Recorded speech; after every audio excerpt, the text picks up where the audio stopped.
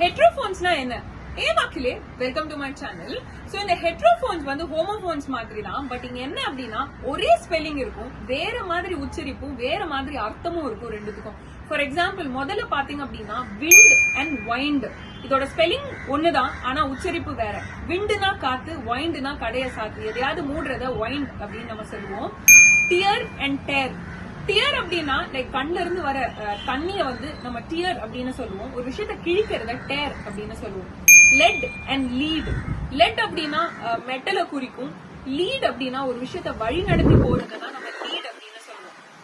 அடுத்து பார்த்தோம் அப்படின்னா ஒப்ஜெக்ட் அண்ட் ஆப்ஜெக்ட்.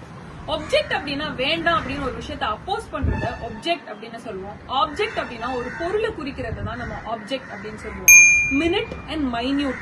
மினிட்னா ஒரு நிமிஷத்தை குறிக்கும், மைன்யூட் அப்படின்னா சின்ன விஷயத்தை குறிக்கும். சோ இந்த மாதிரி மோர் இன்ட்ரெஸ்டிங் வீடியோஸ் பார்க்கணும் லேர்ன் வித் நாண்டி என் பேஜை மறக்காம ஃபாலோ பண்ணிடுங்க.